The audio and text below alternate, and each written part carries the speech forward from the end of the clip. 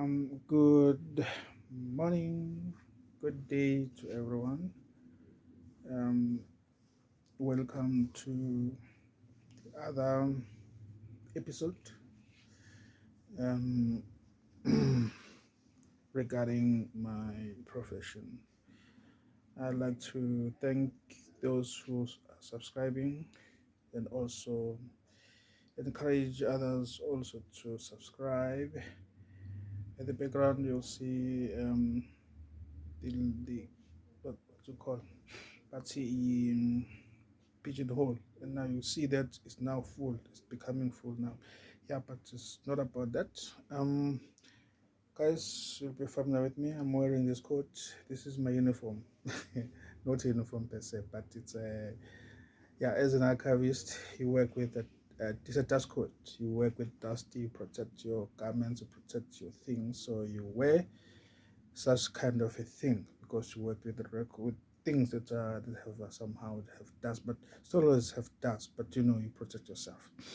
So now I will get into the next episode on our processing the collection. This is a personal paper. The collection for somebody I am dealing with. They are in the archives. There is something called records, personal papers, and also the collection of just collection of a institution I'm working for, or organizational records. Organizational records somehow differ from the personal papers. So personal papers belongs to someone who who have collected those records and then decided to donate it into institution. But as much as it is they are in the institution, but they still have to be called personal record was the other record for someone. If War Tamba has collected some stuff, or Mandela, or they've been collecting some stuff, and then when he donates it to the ANC or to the foundation, whoever, those things that belongs to him are called the records, the documents, the records, guys. It's many things, not only one thing. We talk about records. We talk about anything that's produce information. A stone can be a record because if it's have information, it's a record. A pen is a record if it's have some history behind, it's a record. A paper that has some documents, a record because it has some information. Computer generated records. The CD, it's got information inside. It's got music, it's got recordings. It's called a record. Everything that has information is called a record. So don't be confused. I'm talking about records. What are records? Yeah, but for an archivist, a really archivist will understand what I'm talking about when we talk about records. But for those who are not non-archivists, who just were following this with their personal interest, then I'm trying to explain what a record is. Okay, well, we'll meet on the next episode. Essentially, it's stage whereby I told you that we are identifying the series in those records that we are having, or in the personal collection that we are dealing with. Stay tuned. Okay, now let's start our discussion. For someone who has been following me, there were many boxes that were here. Yes, now you could see that there are very few that are left. Those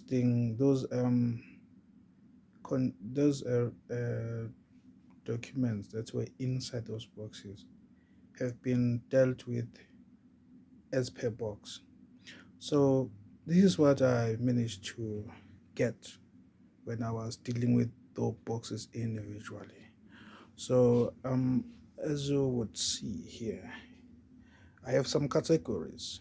See, is news, paper cuttings, and articles. We have newsletters. These are all the series I've managed to get. We have statements, we have correspondence, we have minutes of the meetings, we have discussion documents, we have reports, and we have memorandums. I call them memos. So this is my workstation. That's when I take it from the box, I categorize it like this. But as you could see, someone say, how? Look, I was lending to do this, but you have done so many boxes. How it's happened? So I'll show you where others are. But let's start with this. So from memos, you see there are some memos that I managed to get. And also these are minutes. These are they are here, they are temporarily put, and then after that they are put into pigeonholes. As you could see, newsletters now. You see, there is a newsletter here, but after I finished in a box, I put them there. So you can see they're becoming big. This is the statements. You can see here there is a temporary statement, temporary place to put, and then this is where they are. So we have also notes and notebooks. We have periodicals. Those are just but these are not only periodicals we have. They are main, in fact, but these are just temporarily. I took it from those boxes. We have books called we have books, articles, and chapters, postcards, biographies, the tapes, transcriptions, and also the interviews. We have photos, as you could see. Forget the apple. It's just something else. Let's move on to other. Now these are called but this is correspondence. This is main correspondence. This correspondence are from these boxes I managed to. And also we have also the newspapers cuttings that's also there. There's also other one is on this side. Discussion papers. You see how big is this? These are taken out of the boxes, and here up down there these are reports. You see how big how big this collection could be. Turn out to be something. And also other minutes are here. Others on the pigeonholes, and others are here. So so far I will explain how does this works. In the next episode, I'll be just not episode. Actually, it's the same recording, but I will tell you how do we do this. So far, I was just introducing you to the series that I have managed to identify so far. Now, I will take you to each step as to how do I start working. I won't be demonstrating everything, but it's gonna be a snippet. So the step includes identifying a box. Right, I empty the box. This is sort of things I found. Although it won't be that's the only, but this is the only thing I managed to show you. This includes many folders and what is inside. I haven't checked what is inside the folders. That's what I am going to do now.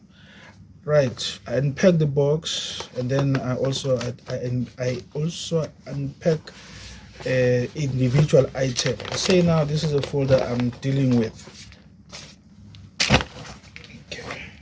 This is a folder I'm dealing with. What will I do? I take out what's inside the folder. There could be many folders as well inside those folders, but I'm just demonstrating one thing. Take those records outside so that we're able to deal with them. Okay. This one. Okay. Take out this. Put aside. Then okay, fine. So I look at the first record. This is It's a correspondence. Why is a correspondence? It's got the it's a letter. It has the address, it has the content. For now, it's not important to check what is inside the content. So I take that and put where it belongs. I show you the series I have. This is correspondence letters. I just put it under correspondence. That's a letter. Check the other one. Okay, the next one's also same story. It's a correspondence. It's a correspondence because it's the letter. As I said, sometimes not even. Hello. Well, unfortunately, when I was busy, a colleague arrives. I hope you saw that. I have to switch off the video because I don't want the people to interrupt. Now, the other type of document I'm having now is this is a topical document. It's a draft version document for, I would say, what is this for? So this goes under discussion papers. It's a topical document. The documents that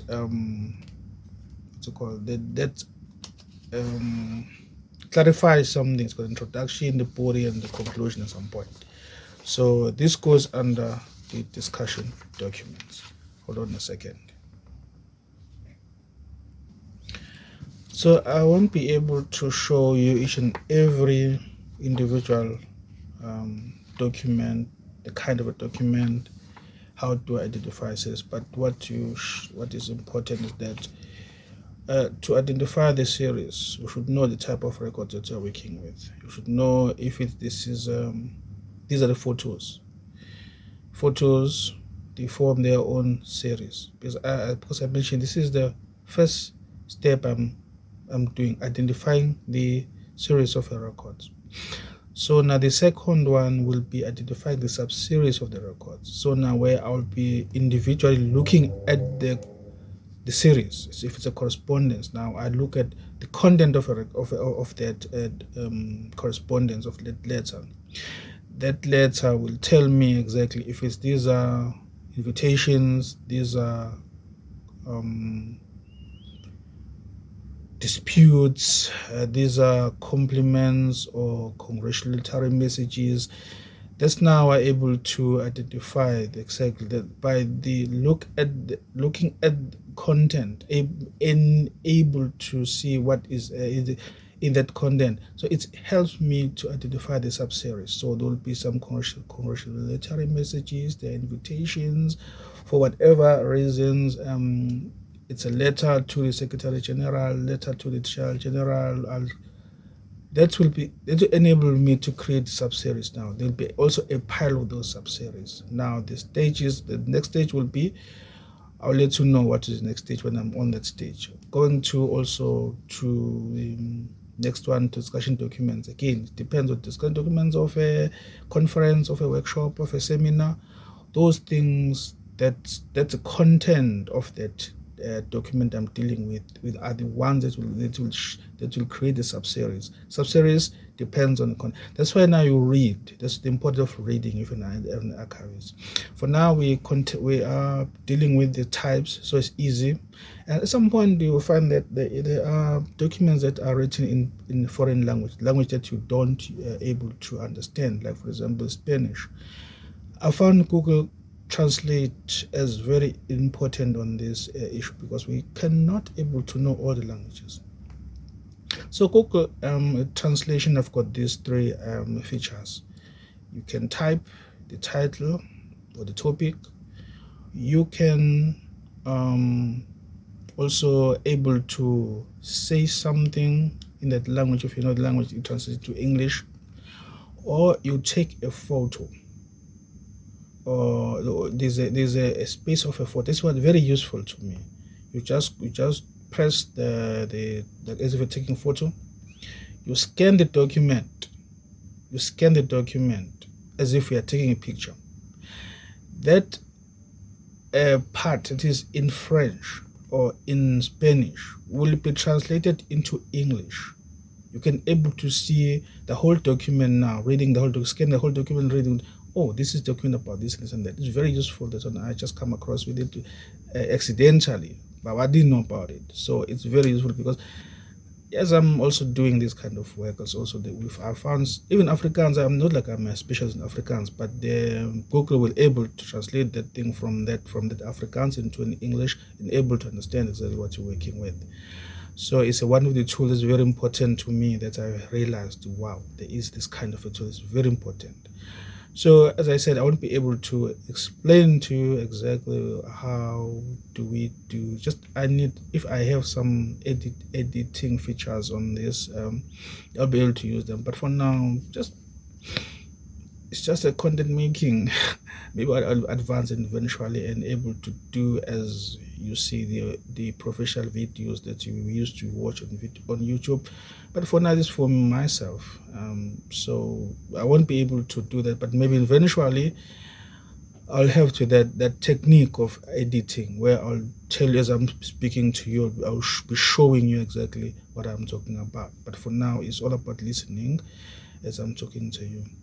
So this is the end of this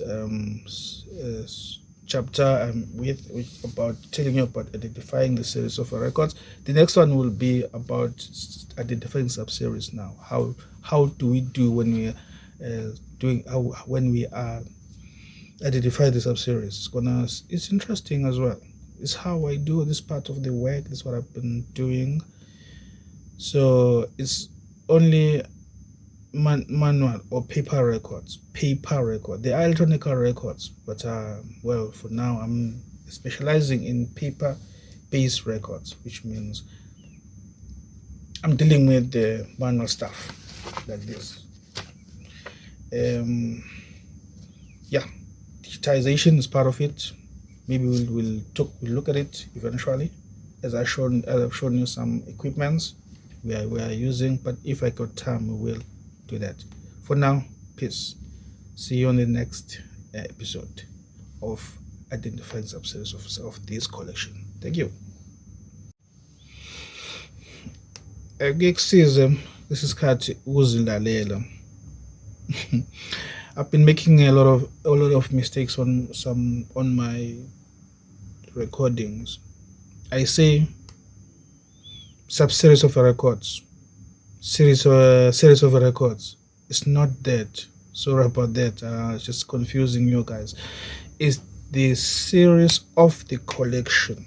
The collection I am dealing with. It's not the subseries of records. It's a subseries or series of a collection.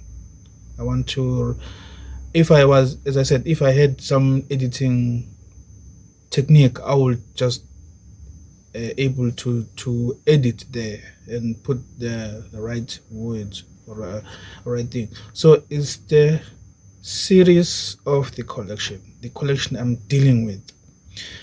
Well, I wanted to tell you exactly what the collection I'm working with, but for ethic values, protecting the company I'm working for, I won't be able to tell you exactly what collection I'm dealing with, but it's a collection. What's a collection is those documents, or not documents per se, it's those records that are sent to the institution. There are many kind of collections that we're working with. I'll give an example. I'm working in an organization where there are different offices. So the office of the general, the office of the president, the office of the general manager. When the time to, when those records are no longer active for that 5-year period, those records are sent to the archives. Then the archives deal with those records. So each office, as it has those records, is called a collection. The Office of Secretary General's records are called collection. They are the collection of records. Whatever in those boxes, because they are packed in boxes, they are called. It's a collection. So when we select a collection we're working with, that's what we call the collection of the Secretary General's office, or the collection of the General Manager. Those records, the collection of those records, as they are, it's called the collection. That's why I'm saying is the series of the collection. But what's inside those boxes it's called the records. Could be anything, as I said. It could be papers, could be pictures, could be CDs, it could be cassettes, could be anything that was used during the records were active, or that office was active. So everything that they send to us is called their collection of records. So to name them or to identify them, we say it's a collection of the Secretary General's office, collection of General Manager, it's a collection of organizing officer. Those documents they send to us, yes, or the records. See, documents, records, it's confusing at some point. Even us as we talk, if you're not careful enough, you speak wrong information. And somehow those things are used intertwined. Someone will say, I want the record of Madiba, record of of